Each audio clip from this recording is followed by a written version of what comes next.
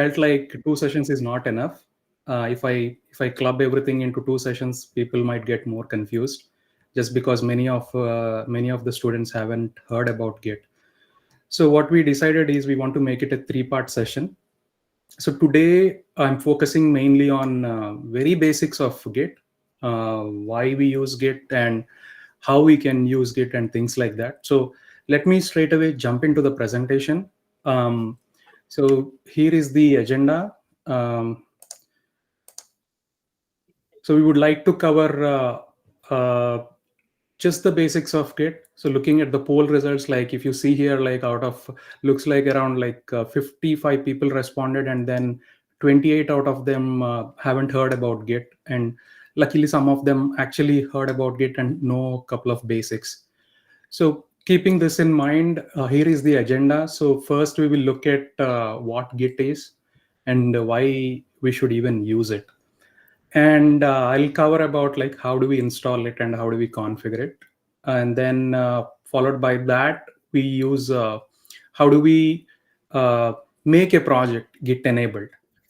So once that is done, because that is a precursor to anything. So without enabling a project with Git, you won't be able to use any of the Git commands.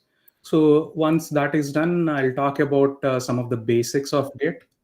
And then I'll also slowly get into the little more commands that we use daily in Git.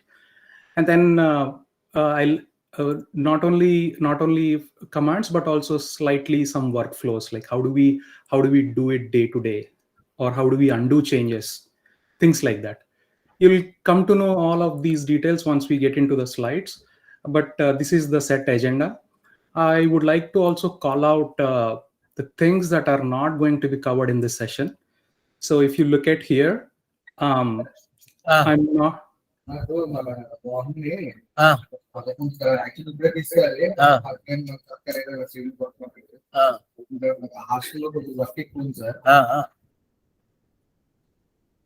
Okay, so these are the things that are not covered in our presentation today, just because I want to keep it simple. So we are not going to cover branching.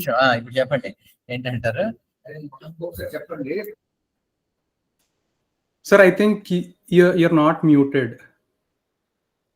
No, he's muted right now. He's muted right now. Okay. Karthikeya, you are the moderator, right? You can unmute people, right? Or mute people, right? Please control it if you can. Yeah, Karthikeya. Yeah, sir. I'm muting, sir. Yeah, please do that. Yeah, thanks. Continue, Vineel. Yeah. Thanks, Karthikeya. So these are the things which we are not going to cover.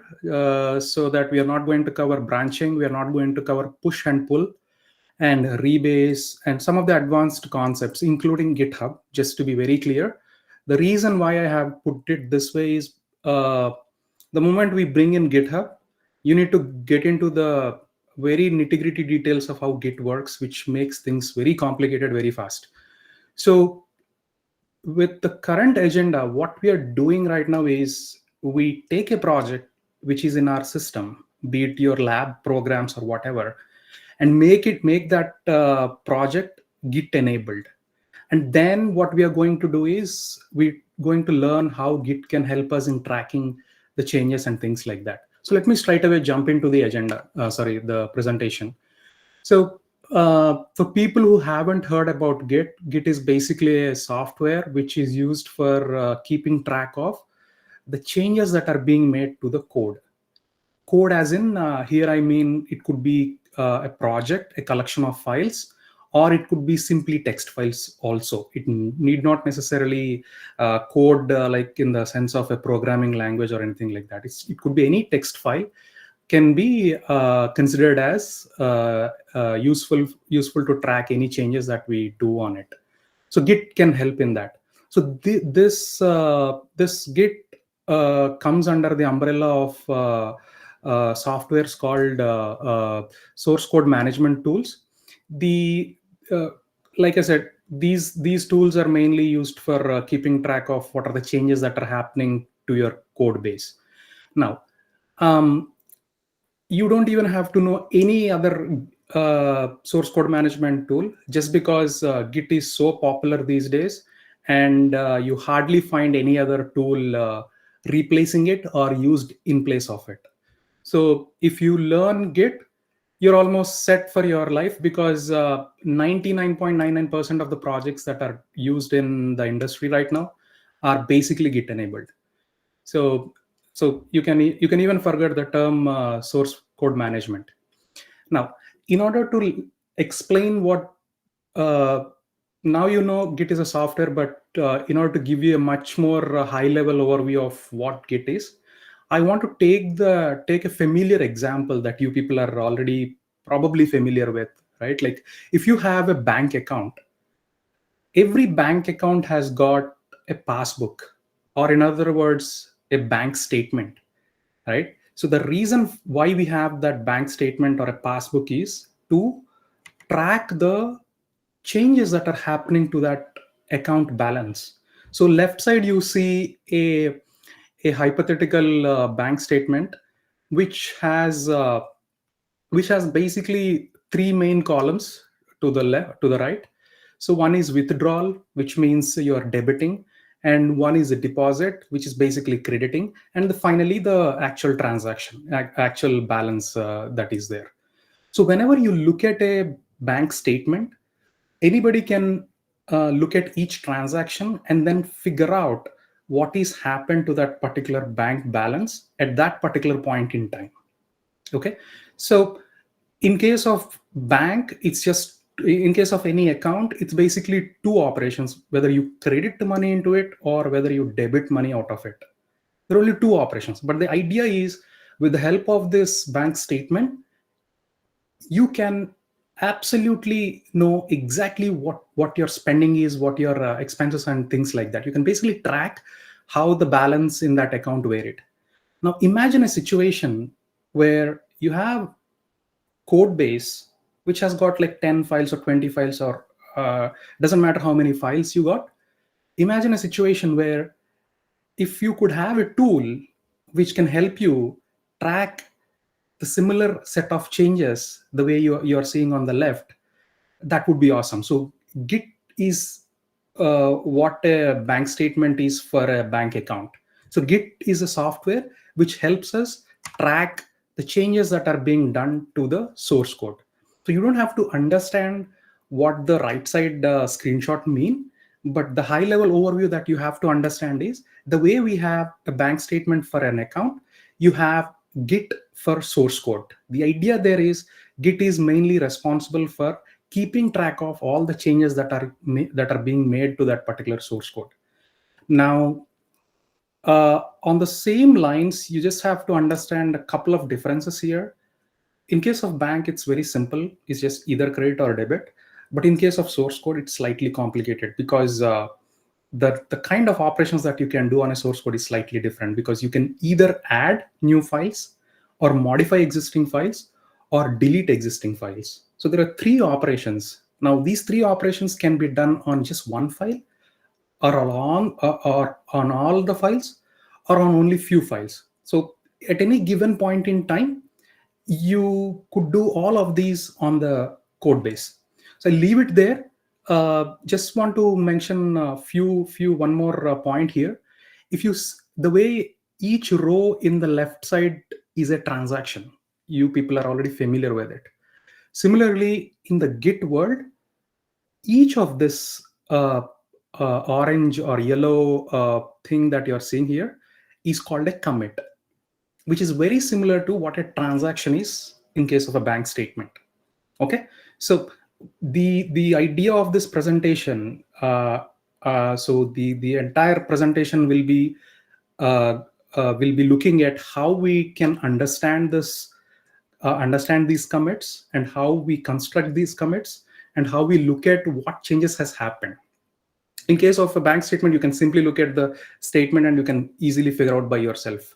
But in case of Git, as I said, it's slightly complicated because it involves a lot of files and a lot of code changes. You need specialized commands to inspect what exactly happened yesterday, or what exactly happened today, or who changed what line of code, or who deleted this piece of code, things like that. You can answer all of these questions with the help of Git. Okay, so like I said, Git is used in almost 99.99% of the projects. It's even very hard to find a project which does not have Git. So now, once with that, let me jump into how do we even install it. So the installation is pretty straightforward. So you just go to this website and then you download the Git software for your platform. The installation is pretty straightforward. You just have to go follow the wizard. But one page I would call out is there is this page which says what text editor to use, because it by default selects Vim. If you're already comfortable with Vim, go for it. But generally on Windows, it's not that great. So either use VS Code or you could use Notepad as well. There is no big deal, because all we use this editor is for just to write the commit messages. So if you see here, we basically write these commit messages. These are called commit messages. Okay, I'll talk about these later once we get into the more slides. Now, this is how we install Git. Now, once you install Git, the binary, which is here, you see the git.exe. This is basically the binary that we are going to use. Is installed to C program files git bin. If you are using Linux, you don't even have to know where it is coming from, because it will, once you do sudo apt-get install, it basically installs to default locations. So assuming you're on Windows and you have this installed, you have to do the dance of setting environment variables. So you have to go to all of these steps to add this particular path to your environment variables. So without this path, you won't be able to run Git from whichever directory you want. Hope this is not foreign to you. In fact, we saw this while using VS Code, especially when setting the compilers. So assuming you set the path to it, now there is one small configuration that is needed in order for you to even use Git. So that is, you have to set the name, username, and also user email, because these two pieces of information are very critical, because whenever you create commit, this information will be stamped on it. So I'll talk about how you create a commit and things like that, but this is the basic configuration that is needed for anybody. Now, one request from my side is, many people, just because Git is so complex to use, many people tend to use UI tools like GUI tools, which does not show you what is actually happening behind the scenes. And every GUI Git tool is different, and it's so hard. The experience that you get from one GUI tool is may not be the same as when you are using a different GUI tool. So my recommendation is, do not use any GUI tools, because by not using GUI tools, you will we only use it from the command prompt or command line. The reason for that is, the more you use it from command line, the more you appreciate how powerful Git is, and also the more easy it becomes for you to handle different sort of scenarios. So I highly suggest not to use any Git GUI tools. So with that said, I would like to just briefly call out, when you run Git, assuming we already set the path, when you run Git command, what happens is you are the command itself, the Git command itself is very complex. Like, it has got so many sub commands and things like that. So nobody ever use just Git alone. So you don't type Git and hit enter. So that's not going to happen. We basically use Git followed by a sub command of it. So here, if you see, just ignore everything here. So the yellow highlighted is what we are going to focus today. So like I said, it's very complicated, complex tool, because it has got so many workflows. So I just want you to highlight a couple of things here. One, not just Git, whenever you use a command, if you see these square brackets here, what that means is that particular argument is optional. You don't have to specify it. Okay. So whatever you're seeing here, everything in square brackets is an optional thing. You don't have to specify it. But everything in this less than and greater than sign is a mandatory option, mandatory argument. So you use git, and then you have to specify one of these subcommands. That's why you see git add, git commit, something like that. You don't use git alone. So these verbs will tell what operation that git should perform. Okay, just keep this in mind. We don't have to know anything about these flags and these arguments. Just would like to call that out. I'm not going to show this because I think you guys are familiar with it. If not, let me just jump in. Maybe I'll do a quick call out on how the commands generally read, especially when working in command line. So let's say I have dir. If I do dir question mark, so here if you see the help of dir is used for listing the files in a directory. So if you see here, in order for you to read the command, just observe carefully here. Anything which is in square brackets, you can ignore it. You don't have to specify it. Similarly, let me take another example of copy, right? So even here, if you see, all of these arguments are optional. Now, there is one argument which is not optional. It's not in square brackets, so you have to specify where. Basically, this is a copy command, so you have to specify which file. I mean, where to copy the file, right? So just a overview of how you read the command. So if I type git, the same story. So all of these are optional. You have to specify a subcommand. So now we are going to talk about what subcommands are and things like that. But before I jump into it, I want to make sure how a project can be enabled with Git. So let me take an example of your lab programs. What generally you people do is basically you create a folder and you keep writing your programs whenever you go to lab. And that just by doing that, Git cannot recognize that your folder have to be tracked. You have to explicitly tell Git, this is the folder that Git should track. So if I have a project, or if I have a folder which is named Hello World project, which has got one C file here, and when I type git status, I'll talk about what status is. But if you just do git status, it says it throws this error. It says not a Git repository. So you keep hearing this word repository. What it means is essentially any project which is Git enabled, we call it as a Git repository. So it's very synonymous to a project, or it's a Git terminology.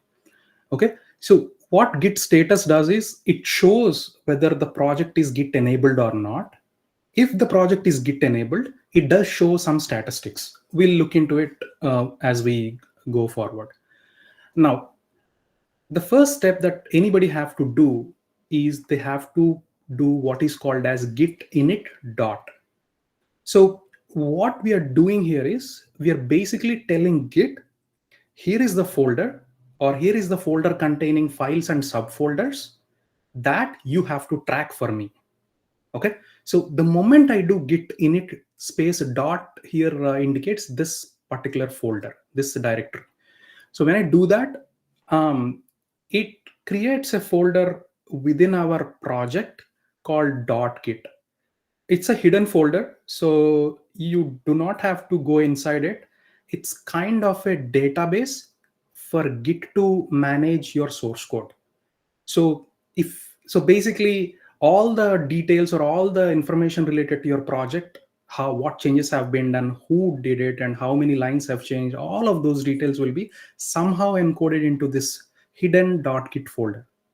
Okay, so but if a folder has .git, it's basically Git enabled project. So we do that by running this command git init dot. So this is the first step that anybody should do in order to make their project Git enabled. One thing I would like to call out here is You don't have to do this for every folder, because your project could have like 10 folders or 20 folders, one inside the other. You don't have to go to every folder and do it. It's basically what you're saying is, here is my complete project, go track it. So you only find it in the root of your folder. Okay, just keep that in mind. Now, let me show this in practice, because I want to highlight a couple of points here, so that it becomes much easier for you to understand. So like I said, if I do dir, let me also open Explorer on the side so that you guys can see. Right now, you don't see .git folder here. So if I do git status, as we saw in the presentation, it says not a git repository. So what I have to do is git init dot. So now if you look at on the right side, you see this .git folder created. If you go inside this, you see a lot of bunch of folders. We don't have to care about it. Those are basically the internals of Git.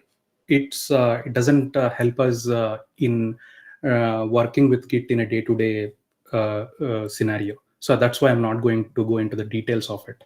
But to keep it simple, that's the crux of all of the information that Git keeps in order for you to in order for it to actually show what changes have been made. Okay, so now the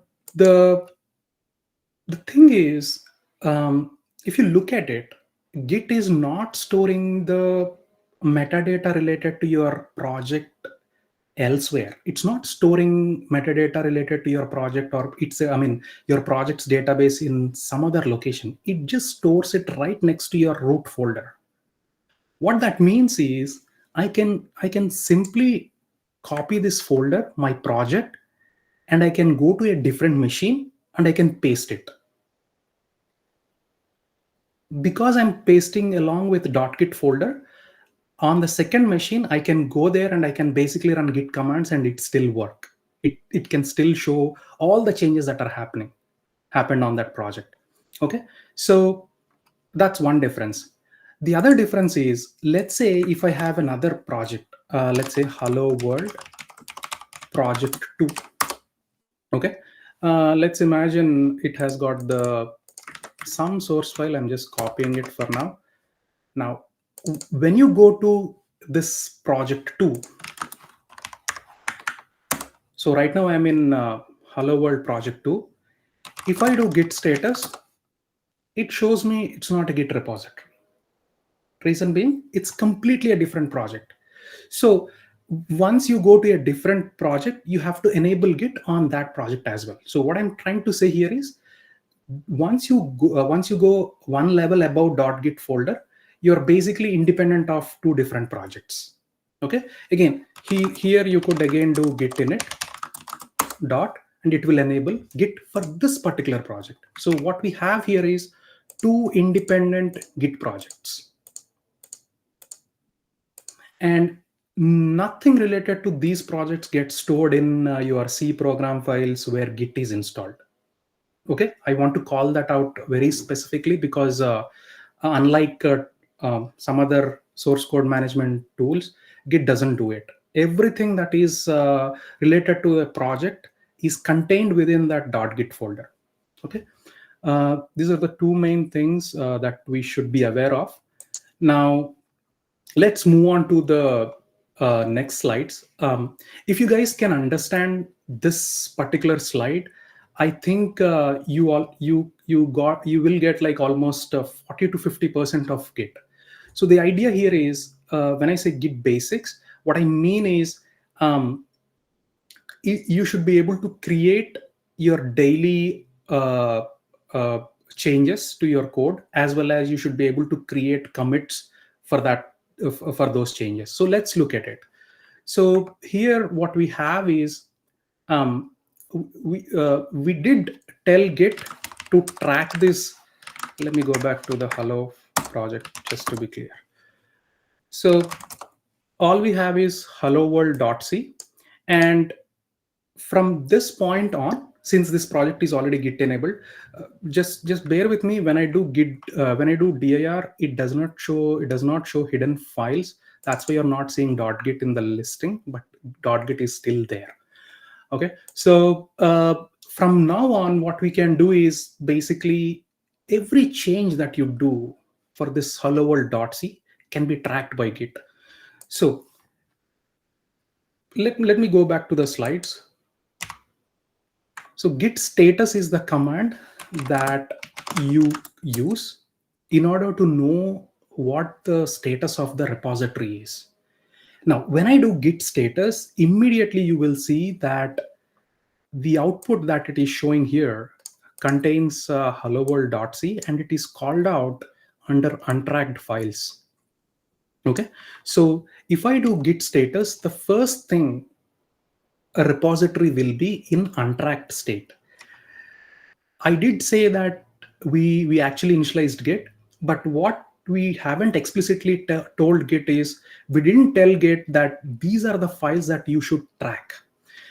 Example is like I could have like 100 files, and Git does not blindly track all the 100 files. You have to explicitly tell Git what files to track. So the moment you initialize a Git project, all the files in that Git project are untracked. You have to tell Git explicitly. So that's exactly what you're seeing here.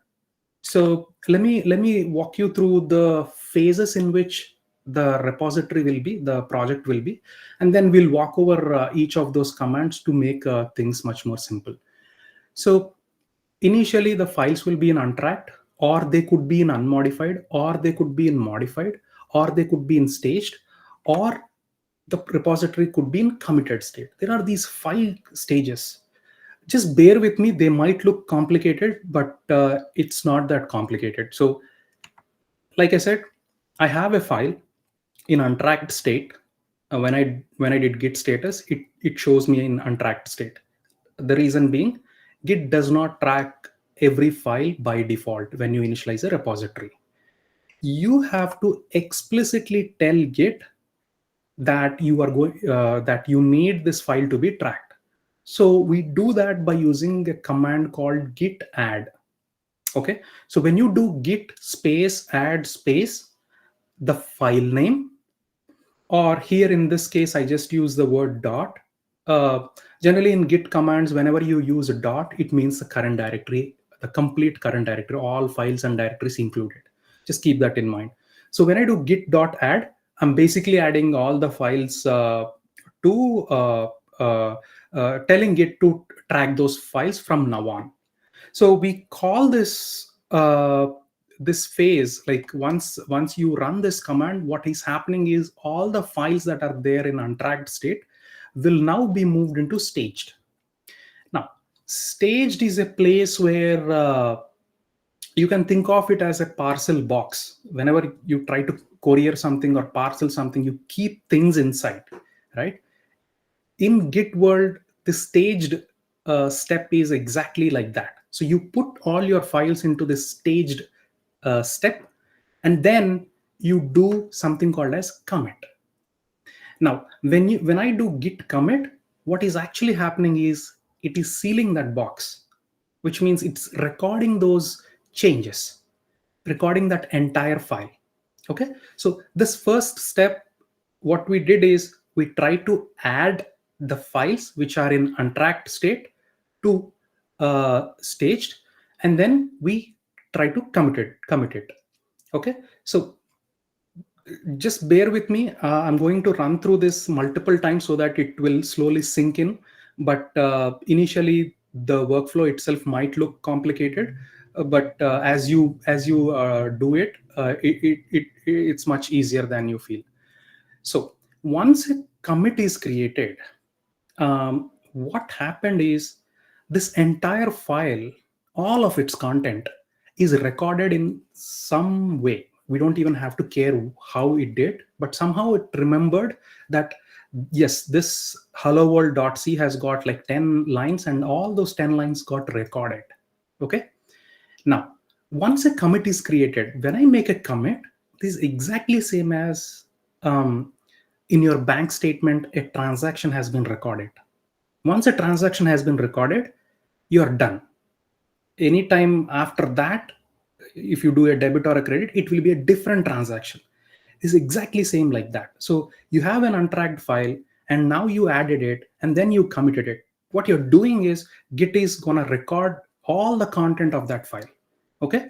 Now, once a single commit is created, all the files within that, so if you look at here, when you do git commit, you also give the name of the commit, name as in like you provide a text to that commit, so that it will be easy for anybody to look at your commit and realize, oh, this file was added newly.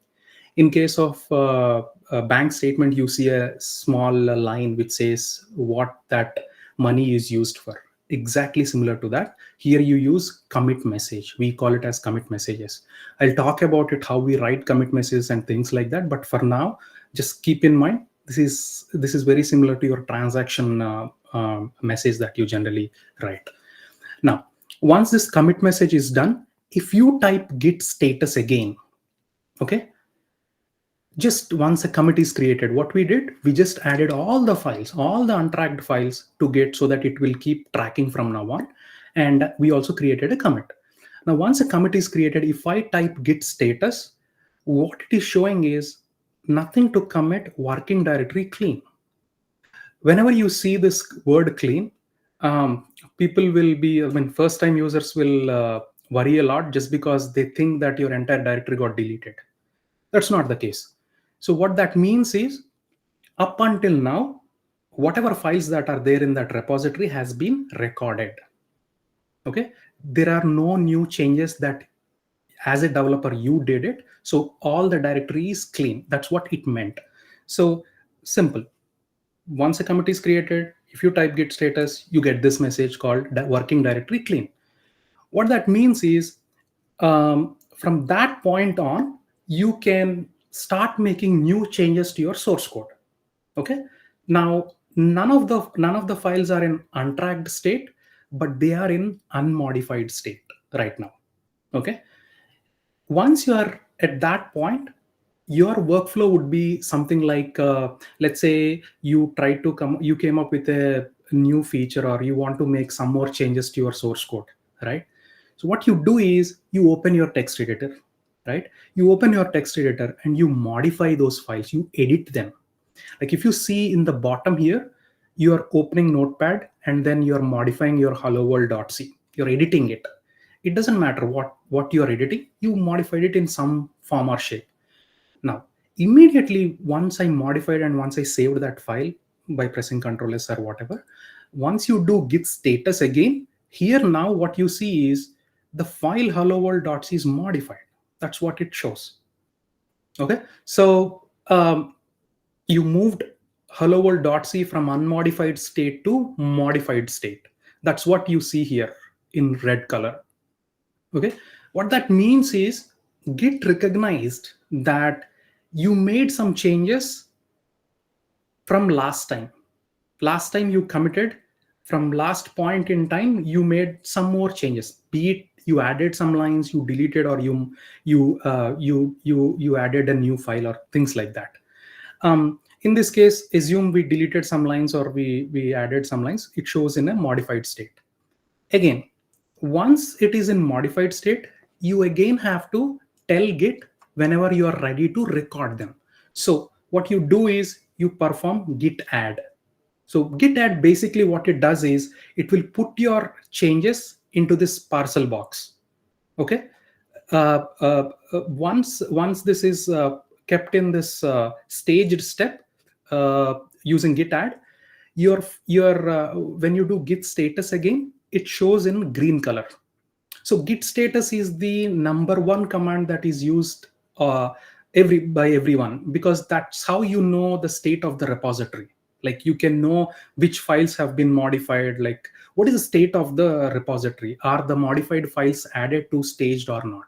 So I keep using this git status just to look at how my repository is looking like. Okay, so so I added this modified hello world.c to staged. Now, if I do git commit, The same story.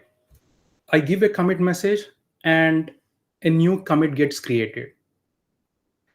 So after this, what you're seeing here is essentially this repository has got two commits, essentially two transactions in case of bank statement language. So this has got two commits. Again, once it is in, once the repository is committed, that particular change is recorded. So immediately if you type git status again, you would see the working directory is clean. Again, what that means is your project doesn't have any more changes to be recorded. Doesn't mean your files got deleted. Okay, so let me just run through it one more time. So because this slide, if you can just understand this slide, you're almost like you have learned Git almost like 50% of the Git. So git status is the command that you use to know the status of your repository. And when you create the repository for the first time, or when you enable a project, existing project as Git enabled, and if you type git status, that project and the files within that project will be in one of these 5 stages. Okay, untracked, unmodified, modified, staged, and committed. Okay, you don't have to remember this. As you keep using these commands, it becomes almost second nature to you. Just for learning what it takes to for Git to keep track of all of this, we have to know what it is. So all the files will be in untracked state initially, because there could be 100 files and not all the 100 files need to be tracked. Because to give you a concrete example, when you compile a C program, or when you compile a Java application, once the compilation is done, you get those binary files, .exe files or .class files. You don't need those binary files to be tracked, right? So we don't want Git to track those binary files. We only want the source code to be tracked. So that's why Git by default doesn't track the entire folder, entire project. We have to, all the files will be by default in untracked state, and you do git add to tell Git to track those files, which we call them as staged. Like I said, I'll also explain why we need staged step. It looks like a redundant step, but there is a need for it. So for now, just imagine like once you add those files, it will be tracked. The next step is obviously you commit it. Commit is exactly same as you performing a transaction on your bank balance. So the once a commit is created, all your changes have been recorded. Okay, so from then on, probably on the same day or on the next day, whatever, like from then on, what happens is your files will no more be in untracked state. All of those files are already added, so all of them will be tracked. I mean, whichever files you added will be tracked by Git. And from then on, what you do is you modify your files according to your project needs, and then they go from modified state to unmodified state to modified state. And here you add them and then you commit them. I hope this is clear. Let me know if you guys have any questions. I want to stop here. There is one question there. Yeah. Karthikeya? Yeah. So, a student asking that is git add also tracks directories within the current Yes, it will. directory. It will track subdirectories as well. You don't have to explicitly specify them. Git add will also track any subdirectories, however deep they can be. If you have like 10 subdirectories, all the 10 subdirectories will be tracked.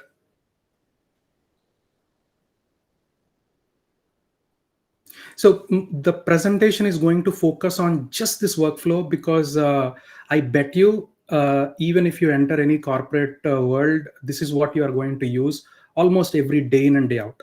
So let's take some time to really understand what this slide is talking about. I'm going to actually show you in the terminal, in the command prompt, and we will walk through the actual way in which we do it. But just keep these steps in mind.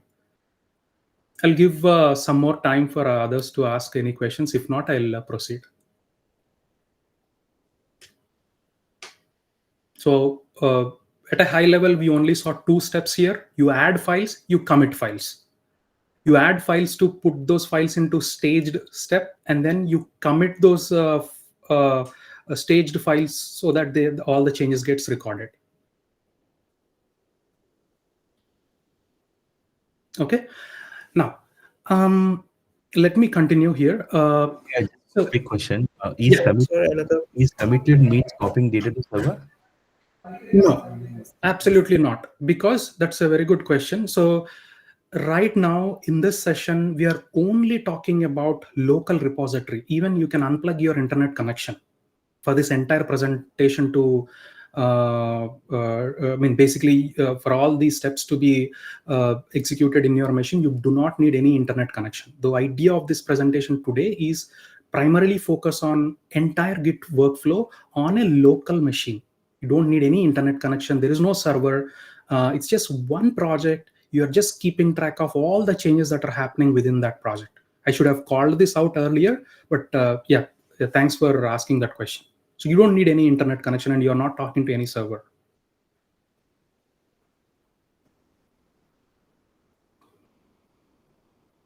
So all we are doing is basically keeping track of all the changes that we are doing. Another question. Yeah. Sir, tracking all files may consume memory. It doesn't because Git is smart enough to when we say git add, even though it feels like you are copying those files to some other place or some other memory, or it looks like you're storing the entire file. No, it doesn't do it that way. What it does is it creates a hash of that file and stores that hash in its database. So yeah, the answer is it doesn't consume.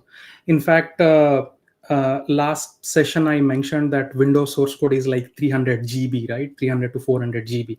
Like we use Git for the entire 300 GB. So it still works. So however big your source code be, it doesn't consume that much space.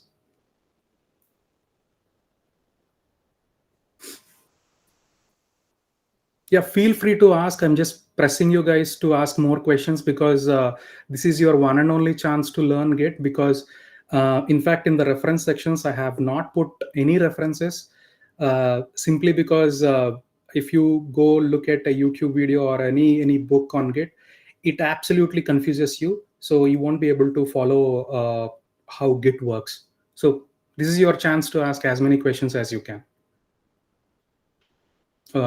I don't mind even they are like dumb questions.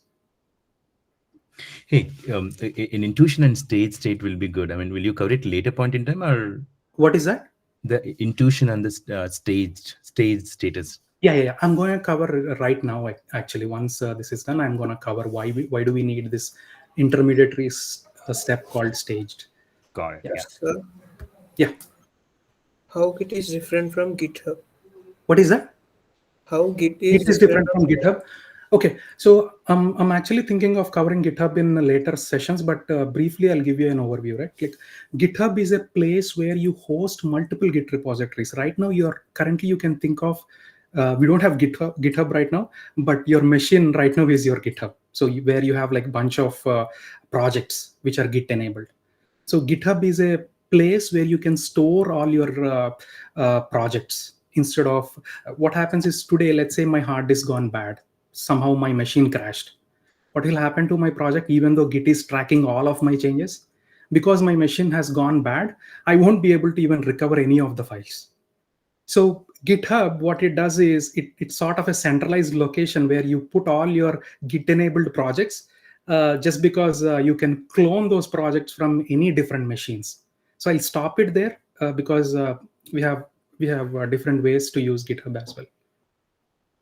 So one other point is in order to use GitHub, you should know Git.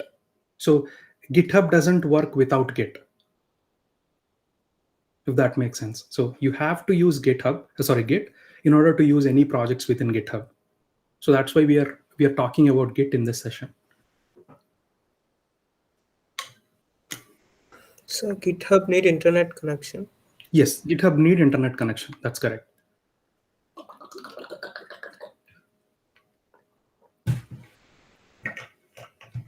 Okay. In the interest of time, I'll just go forward, but please interrupt me at any given point in time. I'll take questions as immediately as they appear. Okay. So now the question is like, why do we even need this intermediary step called staged? I do understand what it untracked stage mean, untracked step mean, and unmodified step mean, and modified step mean, and also to some extent what a committed step mean. But why do we even need this intermediary step called staged?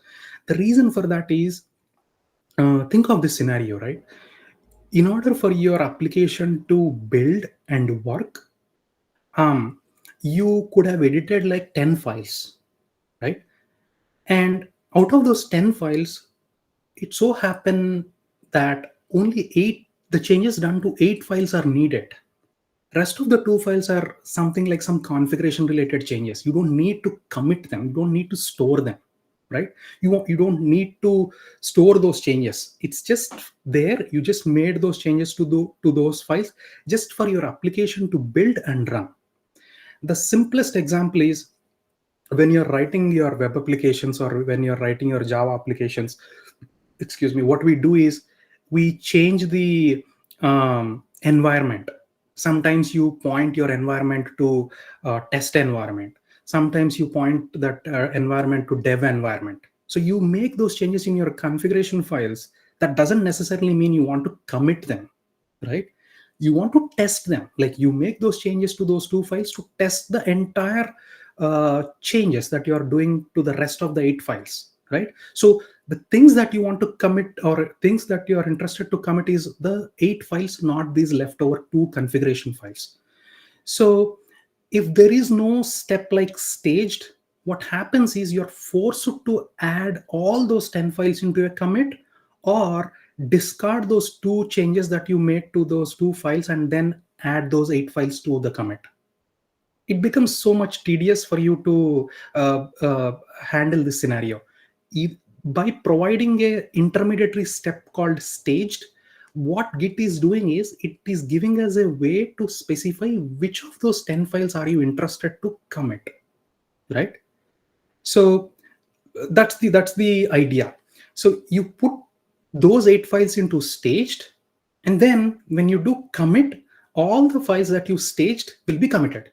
That's why, to make it easy for you to understand, I'm putting these funny parcel boxes here, just so that you understand it. So what I mean by those boxes is you're putting those files which will be sealed later, meaning committed later.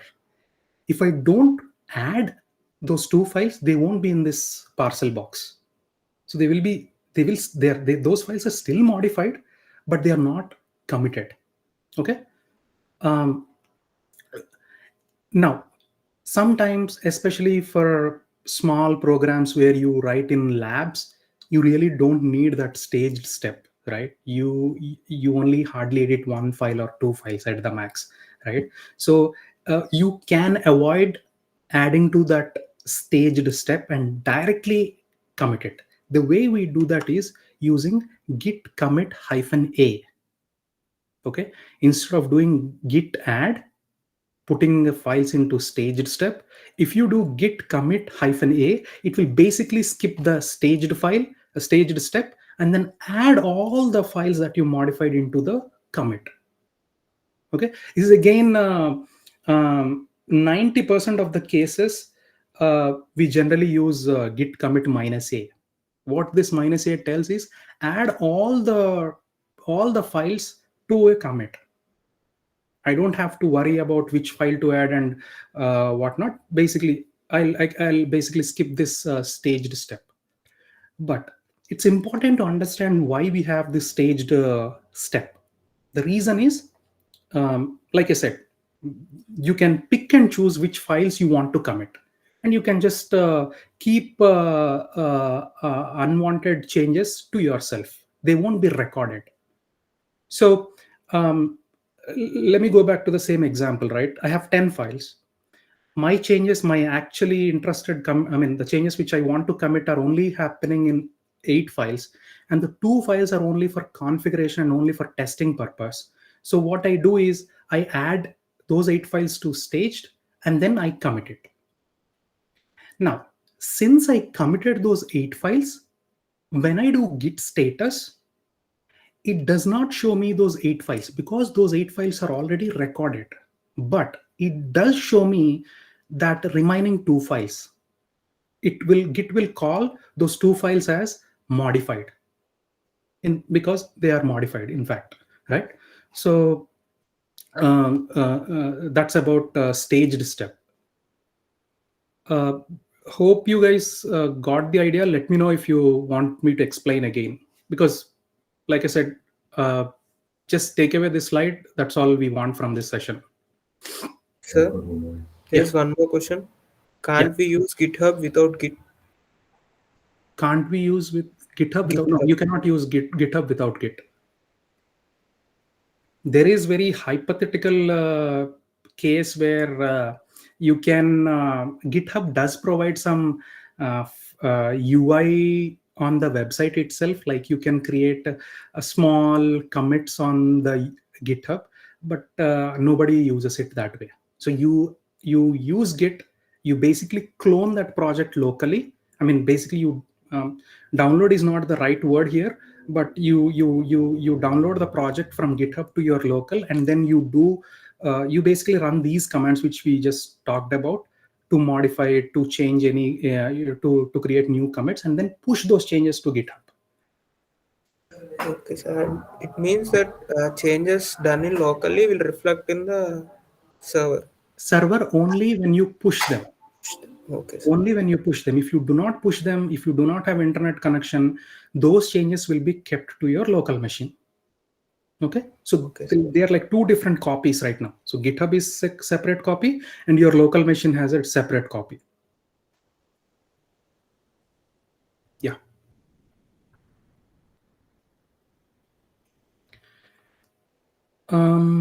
So that is what you're seeing here. When I do git commit -a, even though when I said git status, it showed me as modified file. The moment I did git commit -a, the file got added to staged and also it got added to the commit.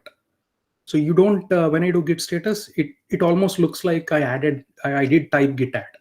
So -a stands for also add those files to stage. Okay. If nobody has any questions, then I'll move on. Okay.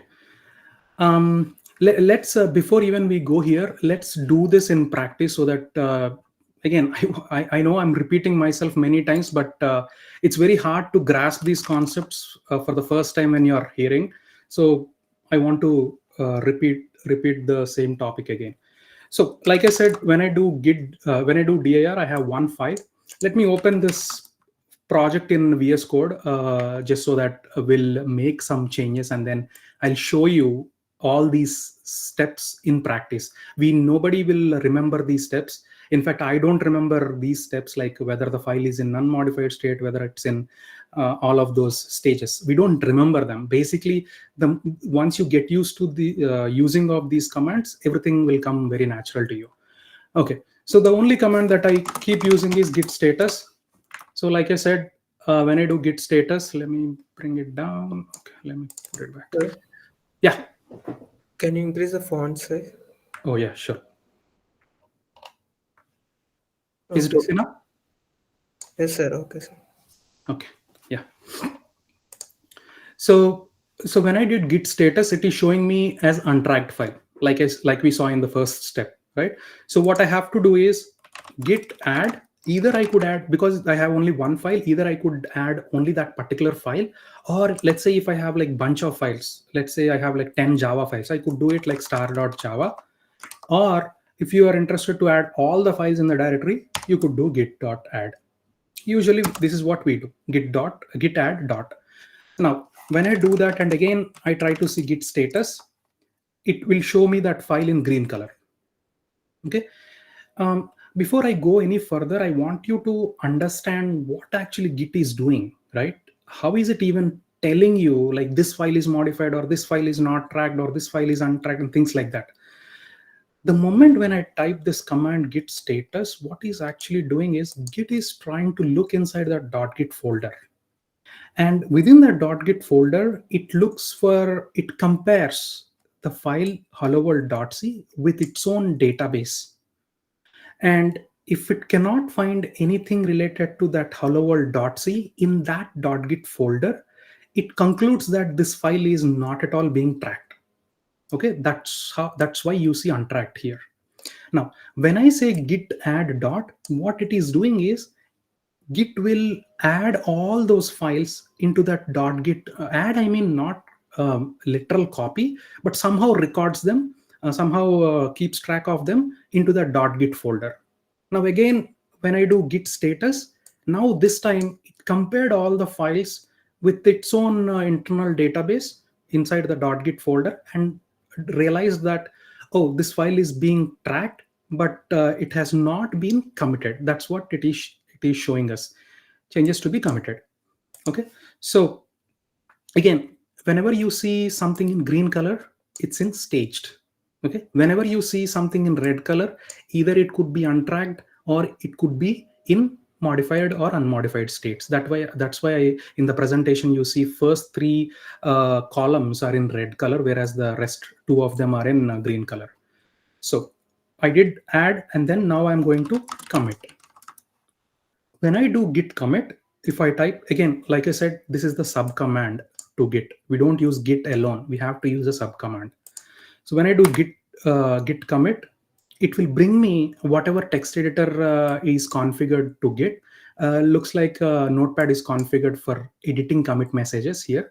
Again, whatever I write here in this Notepad will be added to my commit message. So this is my first commit, and then commit message has got two things that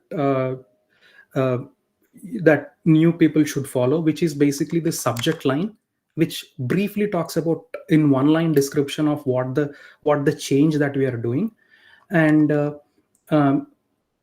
you leave a blank line and then you write a description of it, like you explain in length what the change is about. Are you trying to add a button to a web page, or you're trying to implement some login logic, or whatever be the feature be, right? So you add that description here. The reason for that is by looking at that commit log, all the commits, you can say, yeah, it looks like there is a question here. Yes, sir.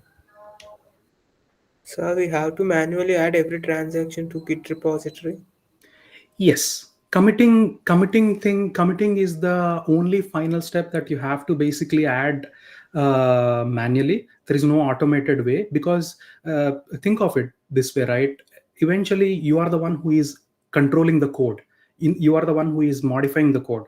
So it's you who know more about the code than any automated tool. You are the one who modified it for a purpose, and you are going to write that purpose in the commit message. Okay, so is that it, Karthikeya, or you have more questions? Yes, sir, that's it. Okay, so here I'll write more about the commit. This is a basic. Sir, someone asking that, but it takes more time to do it. Yeah. I think this is basically a necessary step. There is no automated tools to do it. Maybe next AI probably could do it. I don't know, but this is how Git works. Like essentially, it taking more time has nothing to do with the way we are editing code. Like, since you're editing code, it's your responsibility to take that extra time to even commit it. So have you ever looked at a bank statement? Like, sometimes you scratch your head to figure out why we made the transaction, just because the bank statements don't let you add bigger description, right? So imagine such a situation happening to code. Some automated tool somehow magically crafting commit messages on your behalf, and in future you have no idea what that commit message stood for. it creates a lot more mess than taking that extra step and extra time to commit those changes.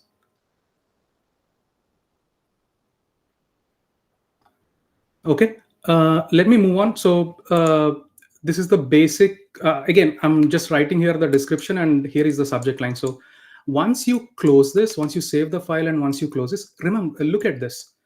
The git command hasn't returned. So it's still waiting for the pop-up notepad to get closed. So I'm going to close here.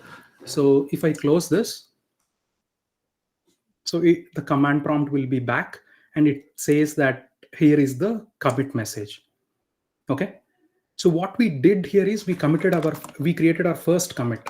So when I do git status, like I showed in the slides, basically the working directory is clean. Like it doesn't have any more changes to be tracked. It doesn't mean the file is deleted. The file is still there, just that all the content of that file is being tracked right now. Now, let me go to the editor, right? This is the basic hello world that we are playing with. So let me add another line, something like this. The moment I hit, right now this file is not saved, that's why you're seeing this bubble. So the moment I see do Control S, and then when I do git status, it says the file is in modified state, right? So what I have to do is essentially, again, I add it and then I commit it. Okay, remember one thing, anything which starts with a hash in this text editor is a comment that will be ignored. You don't it's just for your information. So anything that you write here is what gets captured in that commit description. So again, I'm to keep it simple, second commit, and then added a new line to hello world, something like that. I'll close it. Okay, this is my second commit. As you see, instead of me typing git add every time, I could have skipped it. Let's do it. So let me make another modification by adding a line 3. When I do git status, it shows me that file has been modified. Now this time, instead of me doing, in fact, it does say this, right? Like use git add or git commit -a, right? So let's do git commit -a. What it does is it brings me the editor, the commit message editor. Sometimes you don't even have to give description sometimes, but it's recommended to give. So once I do that, essentially what I did right now is I created 3 commits. My last commit basically I created by not adding those files. It simply added using this command. Hope this workflow is clear. Like 99% of the time, all you do is you modify your code base, you add those files, you commit them. Sometimes you even skip that adding step, you directly add them to the commit, right? Okay, does that make sense?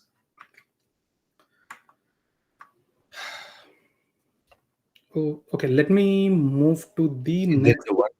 There's a one question. Yeah. Okay. Yes, sir. So git add has 2 purposes: one to track, to move to the state. Correct. Yeah, again, remember this untracked thing will be very rarely used only when a project is created for the first time, when a project is initialized for the first time. Once you added all your files, they won't be anymore in untracked state unless you create a new file. Let's say you created a brand new file to that project, then that file will be again in untracked state. You have to add it once into the Git repository. From then on, again, that file won't be in untracked state. Just to be very clear. Does it make sense? Yes. Yeah. Got it. Yes. Yeah, encourage even others in the audience to also ask questions, just so that, like I said, don't even try to read something about Git somewhere and try to learn it. Every tutorial I have come across on Git is confusing. So try to get as much as you can from today's session. Okay, so I'll move on in the interest of time. So as I created 3 commits, right? The way I'm looking, whenever I want to look at my bank, what happened to my balance, all I do is I go to my bank, log into my bank, and then look at my bank statement, right? Very similar to that. Every time you create commits, you need a way to look at what you did to that repository. So that's where this git log command come into picture. You can think of git log as you opening your bank statement. So what it does is it will show you what are all the commits that you made, right? So let me just go back to the project, and then let me clear this window and then type git log. So look at what happens. It says I have added 3 commits, 1, 2, and 3. That's exactly what we did a couple of minutes ago, right? So here is the subject line for this particular commit. Again, let me go over what this commit message is, right? Every commit has a commit ID. Very important, some funny looking number. It's called commit ID. Every commit has its own unique ID, very similar to the way every transaction in our bank statement has a transaction ID. When you call the call center, you have to tell them the transaction number, right? Only with that they will be able to uniquely identify that particular transaction. Similarly, even in Git, you have to have this commit ID to recognize what commit you are referring to. Okay, that's the single most important piece of information in a commit message. And then who authored this, and then when it is authored, and then comes the commit details, like why this change has been even made, right? So second commit added a new line to my hello world program and things like that. Okay, so git log is the single most command after git status that gets used just to look at what has happened to this repository. I can clearly see from looking at the time. I have been working since last 5 minutes looking at this timestamps. I can clearly see that 2135, 2140, 2141. Okay, so you can get a lot of statistics from what a project is happening and things like that. You could go to GitHub and look at a project log, and you can clearly see who is doing what, right? So yeah, there are more ways to use git log. I don't want to go there. I just want to keep it simple. Git log is the way of looking at your bank statement, but for source code. When you type git log, it will show you all the commits that are there in the Git repository. One important thing that you have to remember is log always go in chronological order, but again, the recent will be on the top, not the bottom one, unlike your bank statement. So the first one will be your most recent commit, and the last one will be your oldest commit. Okay, now this repository is very simple repository, so that's why I'm not able to show you all the other details. But for that reason, I just want to go to a real repository, vimlib, which we looked in our in our VS Code project, a VS Code session. So this is again a Git project. So if I do git log on this, it will show me all the changes that particular developer has made, right? Every commit has its own commit ID and the name of the developer and when he did it and what the change description is. Like if you look at here, he added the subject line and then he added some description. Why is he doing it? Okay, If he's talking about, yeah. Try to use the font. Sorry. Can you guys see this now? Yes. Yeah, better. Yeah. So there are some questions. Can I Sure. ask? Yeah. Where did all these commit descriptions stored? In .git folder. Okay, sir. In .git folder. Is it necessary or mandatory to write commit descriptions for every minute changes we made to the code? As and when you make changes, basically it's a description for yourself. It's like keeping track of why you made this change. The problem is when you're working with large code bases, what happens is you simply forget what you did like 2 days ago, right? So the more commit message, a well-written commit message will always help you in understanding what that change is about. And sometimes what we do is like we actually write some real logic in the commit message, not in terms of code, but in terms of English, in terms of we describe the logic that we implemented within the code, so that anybody who looks at that commit message will be able to make sense out of it. Okay, so next, what is the in the first log we have head master. What is that? Yeah, I'll talk about that later in the next session. Actually, I haven't talked about branches, so I don't want to talk about it now. Okay, so in some cases we accidentally change our code Mhm. but not commit it. Correct. How can we know our code changes? So that's where we use git status, right? So if you do git status, it will show us these files are modified. I'm going to talk about what modifications are also being done once we go forward. Okay, let me just quickly go over the next slide so that we can cover those details. Okay, sir. Okay. Are there any more questions, Karthikeya? Sir. No, sir. Okay. Yeah, if not, let me just move on so that we are already like almost past 1 hour. So let me quickly jump in. So these commit messages look very complicated. Nobody will be able to remember them. So what Git did is, instead of you remembering those Git commit IDs, because those commit IDs are really useful in some of the Git commands, you have to specify those commit IDs. Now, for you to specify those Git commit IDs, it's not so practical. So what Git did is, Git created something called as aliases. So it gave a handy shortcut name for those commit messages, right? So let's say here you have couple of commits. So A is the oldest commit, B is the next commit, and lastly whatever is that, it's D basically. So D is the next most recent commit. Okay, now, so you could refer the commit D using its commit ID. That's one way, but like I said, it's hard to remember that number. So what that commit that commit can be referred to as is called head. So you can use the word head, capital HEAD. Git is case sensitive, so you have to use capital HEAD to refer to that last D commit. Okay, you could either use the commit ID if you want to, but most realistic scenario is you tend to use this shortcut. So whenever you use head, what that means is your topmost commit, you're referring to your topmost commit. Okay, now if you do head tilde 1, what that means is you're referring to the previous commit.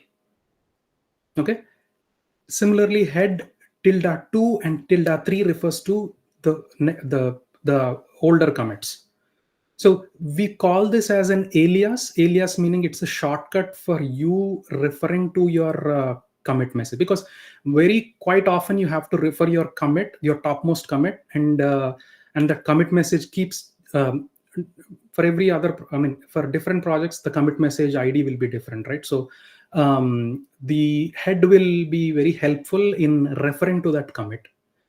I'll talk about some more details. I'm trying to keep as simple as possible, just to make things easy for newcomers to understand. Now, the head tilde 1, head tilde 2, head tilde 3 refers to individual commits, right? There are some commands within Git where you have to refer to a range of commits. You could ask questions like, what files have been modified in last 2 commits, or last 3 commits, or last 2 to last 3 third commit, like 2 to 3 and things like that. So you will come across the need to answer these sort of questions. So that's when you come across this range syntax.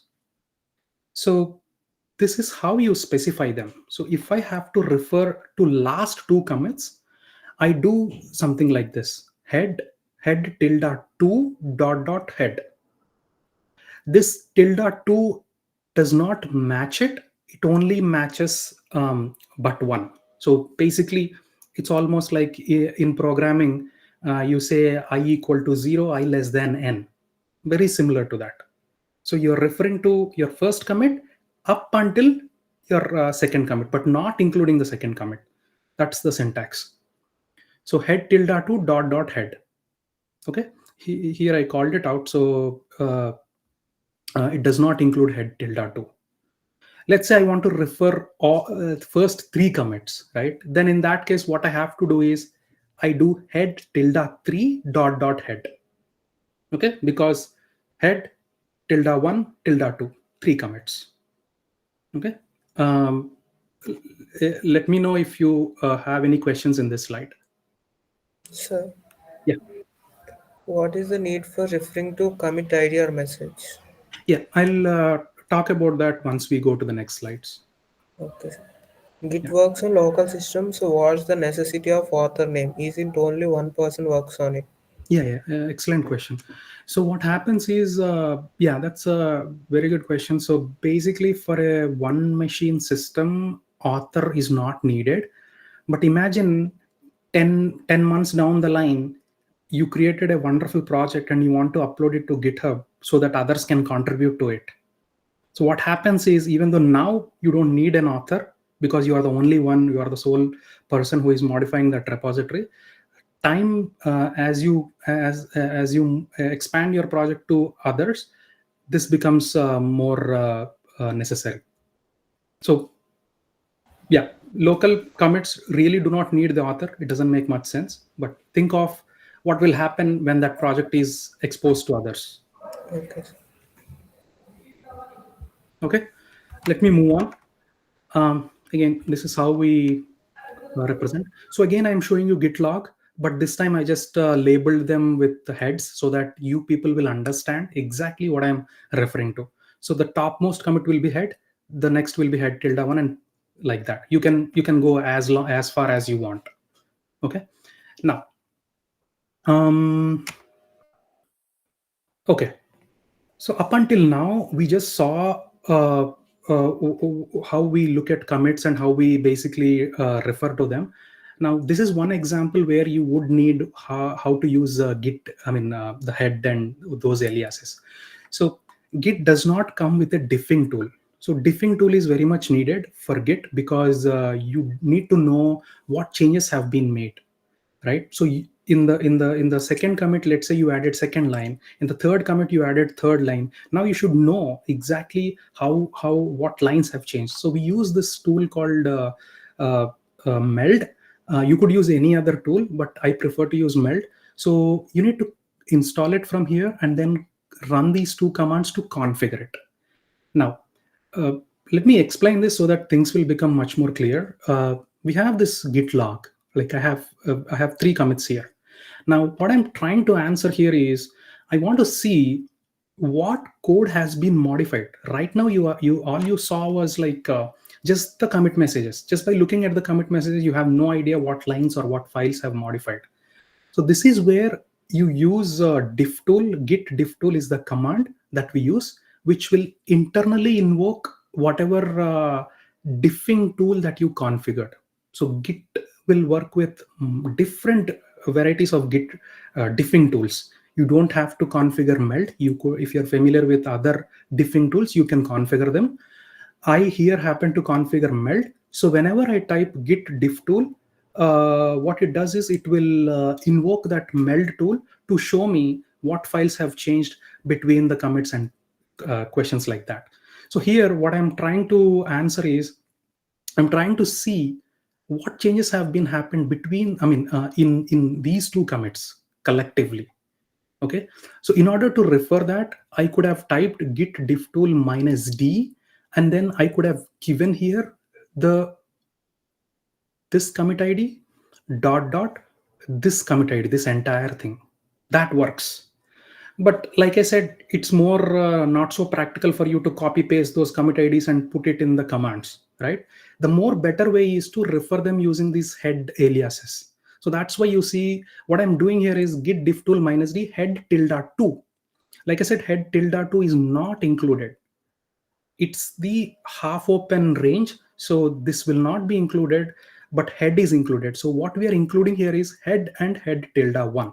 So this commit and this commit gets included, and Git will pop the diffing tool where you can see the differences between the changes that are done. So let me quickly jump into the code base so that we can see exactly what we did. So we have 3 commits here. Hope you guys can see this. Let me zoom in a little bit. So I want to see what changes have happened in my last commit. Okay, not 2 commits, but just the last commit. So like I said, the syntax that you have to use is head tilde 1 dot head.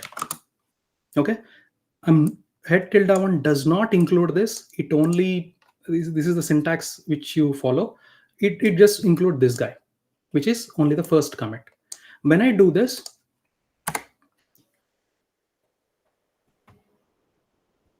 look at the diffing tool. Unfortunately, I cannot zoom in this editor. Can I? Looks like I cannot. So bear with me. So what it is showing here is it opens this Hello World project in 2. Vineel, please open the complete window. I mean, nice. at least this will help. Yeah. Okay. So let me call out what we have here. So basically, on the left side, you see the content at certain commit and the content on the topmost commit. Don't worry about all of this. Just simply double click the file, and then it will show you. I wish I could zoom in. Unfortunately, I cannot. Okay, so if you can see here, it is clearly showing me that I have added this line 3. Prior to commit 3, I don't have that line. In commit 3, I added this line. That's what it is showing. Had I modified like more than one file, I would have seen like multiple files here. Okay, now let's see what will happen if I run the same command, but with last 2 commits. Okay, here again, I'm calling it out explicitly. Tilde 2 is not included. This is head tilde 1, this is head tilde 2. This is not included, only the first 2 commits are included. So if I hit enter, it shows me the file, but this time it is telling me that your last 2 commits have contributed to adding these 2 lines of this hello world.c file. Does it make sense? Now, you want to explicitly see what this commit did, right? For that, what we can do is, you could do this.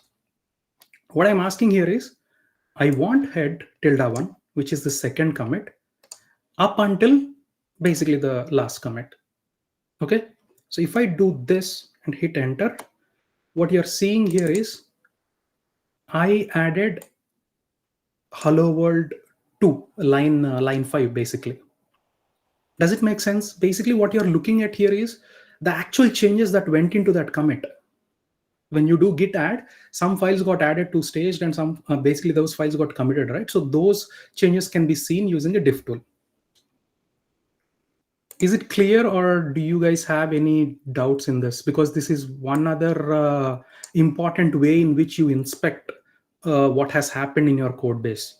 Just by looking at commit messages, you won't be able to tell what lines of code has been modified. You have to use a git diff tool to figure out what changes have gone into that particular commit.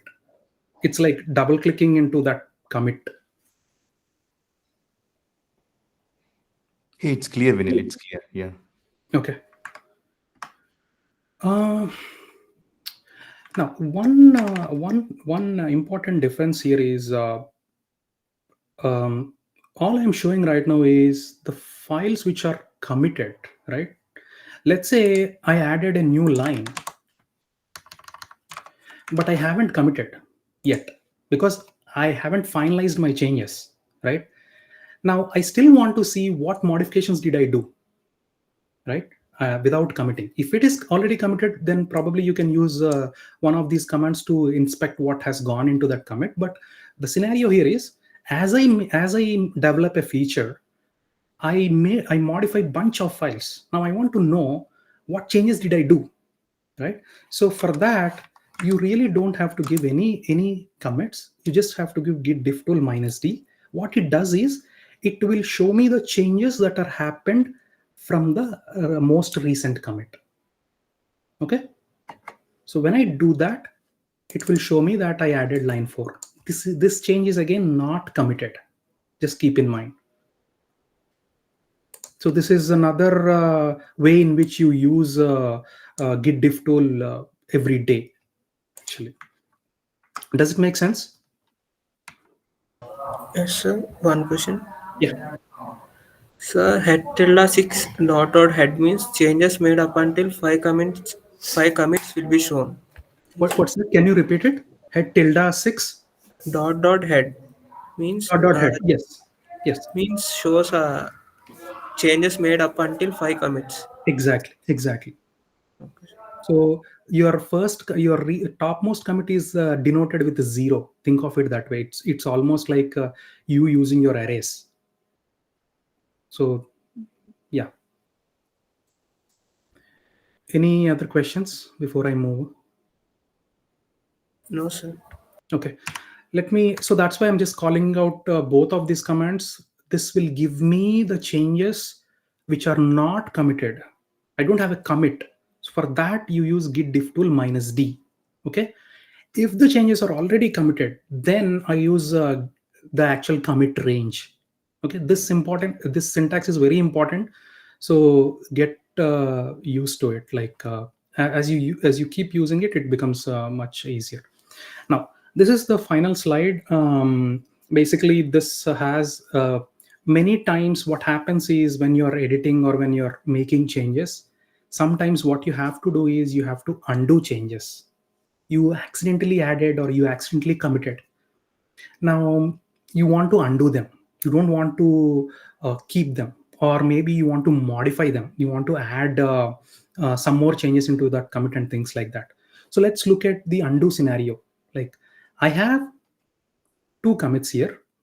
Actually, I have 3 commits here. I'm just calling it out like 2 commits. They're already in committed state. Now, as I committed them, when I do git status, my working directory will be clean because there are no changes to track. But I want to unwrap that commit so that I'll get back all those changes and I can basically discard them or add more changes and then recommit. The scenario could vary, but idea is you want to unwrap those commits that you created, right? This is where reset command come into picture. Okay, so what reset does is when you say git reset head tilde 1, what that means is please unwrap changes all the way back to tilde 1, head tilde 1, which is another way of saying reset my changes, unpack my commits to its previous commit. Tilde 1 meaning previous commit. So what it does is my latest commit, which is head, will be unwrapped. So all those changes will be unwrapped and all of those changes will be shown as modified. Essentially, you're basically undoing. So this is a kind of opposite of git commit. Okay, when you do git commit, the files will be added to sealed into the commit. But reset, what it does is it will unpack them. It will unpack it and then still retains the changes. It does not discard them. So if I modified line 3, if I in my commit 3, let's say I added line 3 and I committed it, right? When I do git status, the working directory will be clean. But when I do git reset head tilde 1, what it is actually doing is that commit 3 will be unpacked. Unpacked as I mean the commit will be gone, but still my code will have line 3 and it will be shown as modified. The reason for that is probably I want to modify that line something else, or I want to add more changes to that file. So once they are in unpacked state, I can modify it and I could recommit it. Okay. Sometimes what happens is you unpack it, but you really want to discard those changes. You don't want to add that line 3 at all, right? In that case, what we do is we check out that command. We check out that file basically. I do git check out that particular file. What this does is it will completely remove that line 3. Okay, so step 1, what I did is I unpacked that commit, which put me which unpacked it and put the modified file there in modified state. And then again depending upon the scenario, you could append some more changes to that particular hello world.c file, and you could recommit it, which will generate a new commit message and new commit id and things like that. Sometimes according to the scenario, you could basically discard those changes. You could completely get rid of those changes. In that case, what you do is you type git checkout. So you here, what I'm doing here is I'm doing git checkout that particular hello world.c. So what this does is it will basically remove the file altogether. Okay, so this is the undo flow. Let me, since I already added, I believe I already added, just a second. I think I lost my VS Code. Okay. Since I added this line 3, line 4, this change has not been committed. So when I do git status, it's in modified state, meaning I am here. I am in this state, modified state. So my scenario now is I want to discard this line. I don't want this line at all. So what I could do is git checkout. I give the file name. Look what happens. Even though this file is changed, when I discard that line will be gone. Okay, so 2 steps. If the files are already committed, you need the extra step of resetting it, which will unpack the commit. The second step is if you want to completely discard that, you use checkout command. Okay, the example that I showed you in the terminal is I haven't committed, so that's why I just ran this one command which discarded that. Again, you have to slightly be imaginative in thinking about these commands, just because why am I even running all these commands when I can simply delete that line here, right?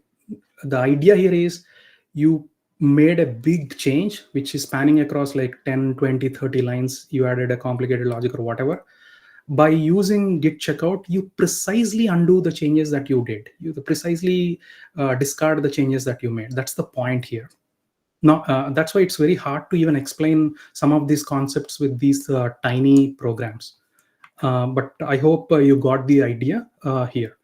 Now, the way we have... Vineel, there are a few questions, I think. Let's take it. Yeah. There are a bunch of them. Yeah. Karthikeya? Yes, sir.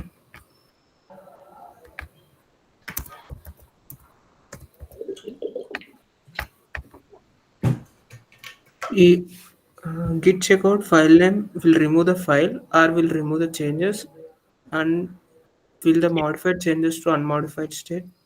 Yeah, it only removes the changes that you have made.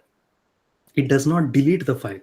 The file will still be there, but the changes that you have made but not committed. So if, let's say, you haven't committed, those changes can be discarded,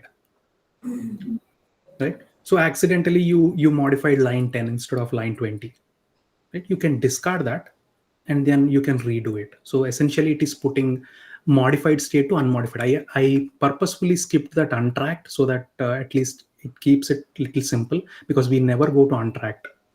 Usually you switch between these two.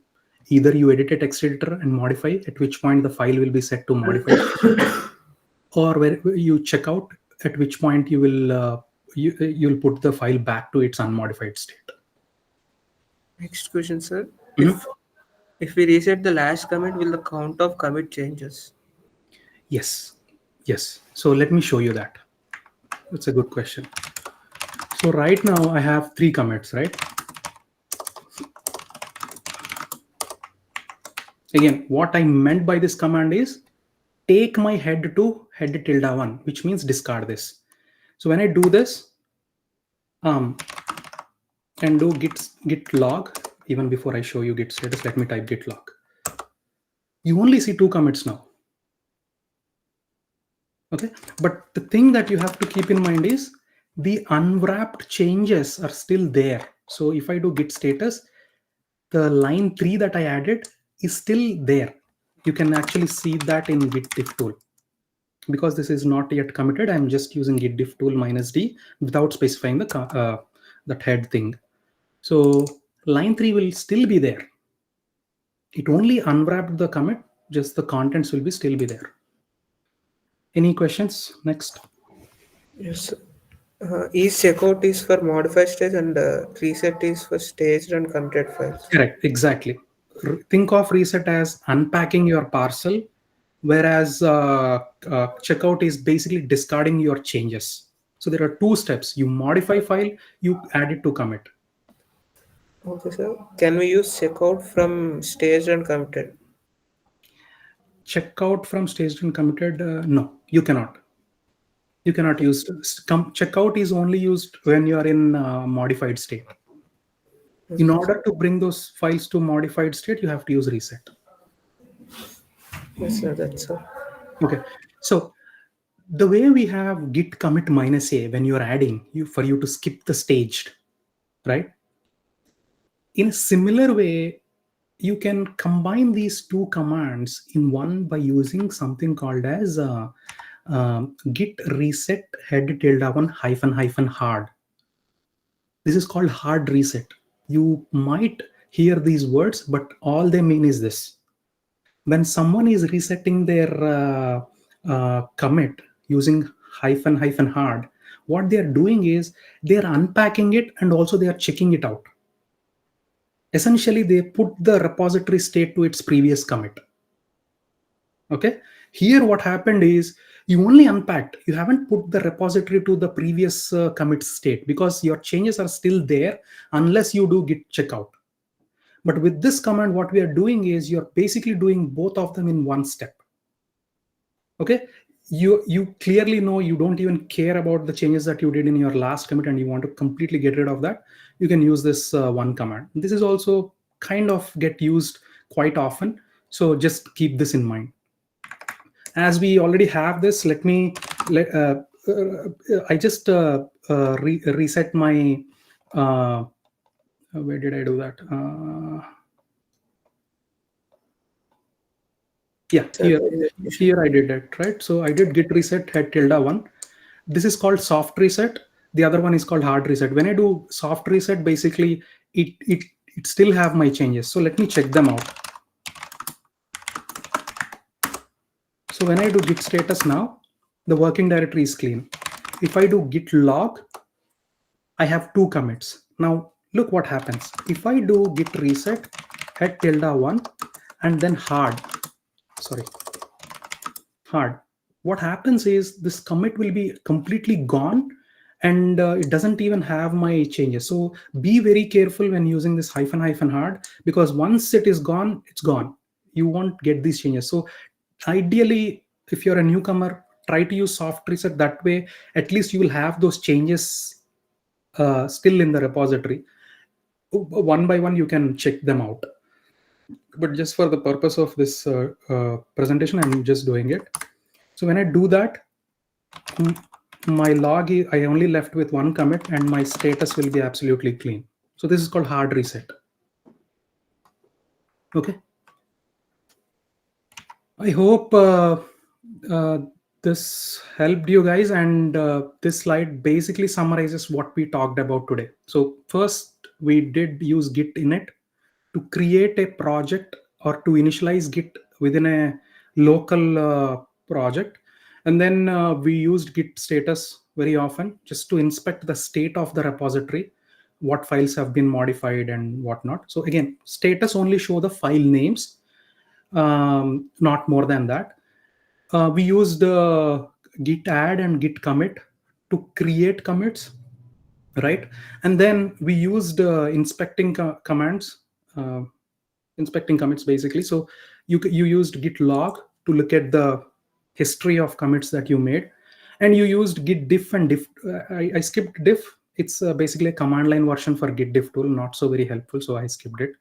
But git diff tool helps you in more easily view those changes. So you use git diff tool to inspect the commits, the contents of the commits to be precise.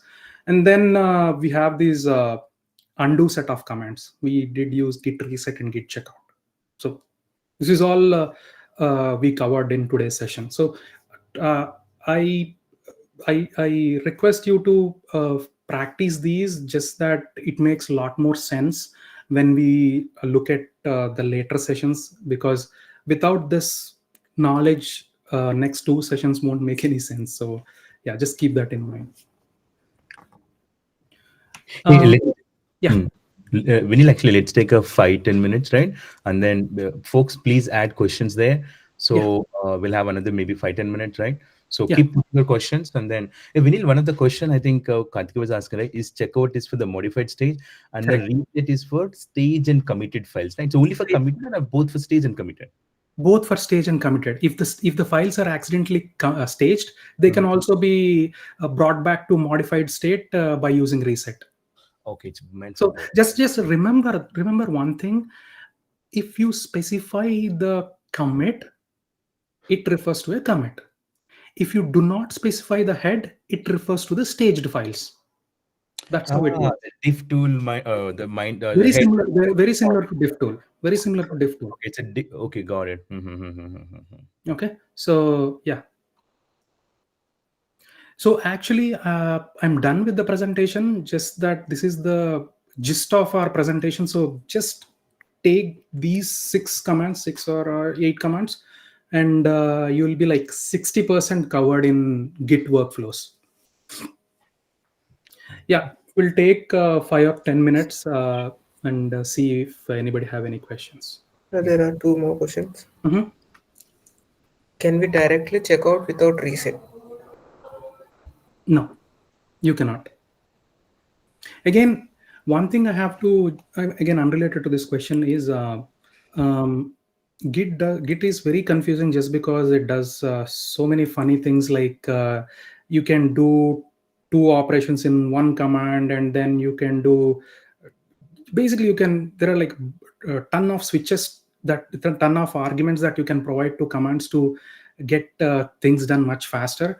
But I would recommend not to go there, just because these are the most fundamental building blocks for you to understand Git. So just try to use it this way. And sometimes what happens is don't get too much into the technical details. Sometimes you blindly use these commands even though you don't understand anything. So like tomorrow, if you create a file, just add it and commit it. And then the next day, if you create a file, just add it and commit it. Just blindly keep using it. Don't even try to understand what they do sometimes. So what happens is eventually at one point in time, it somehow sink into your brain, and then those commands will start making sense. Next question. So Git is very important tool. Does it ask authentication to use it? Access Git repository. So basically, when you talk about authentication and all, you're referring to GitHub. So in order, whenever you move out of your local machine, essentially you need authentication. So GitHub does provide 2 ways. One is HTTPS and the other is SSL. So SSH or SSL. So those are the 2 ways in which you can talk to remote servers. But as to use Git for a project, you don't need any authentication. So once the project is in your local machine, you don't need any authentication. Okay, so next question. Hard reset means going back to the first commit. Hard reset means, again, to be precise, like what commit ID that you gave. Let's say you give like you gave head tilde1. What you're telling is just go back to my last commit, not to the first commit. Okay, So whatever you give in the command, that's where your repository will be set to. So if I have 10 commits and if I do head tilde 1, only my last commit will be discarded. If I do head tilde 9, then all the nine commits will be discarded. Yeah, depends upon where do you want the reset to go. And if you don't give head? So yeah, that's exactly what we discussed. So when you don't give head, any staged files will be set to modified.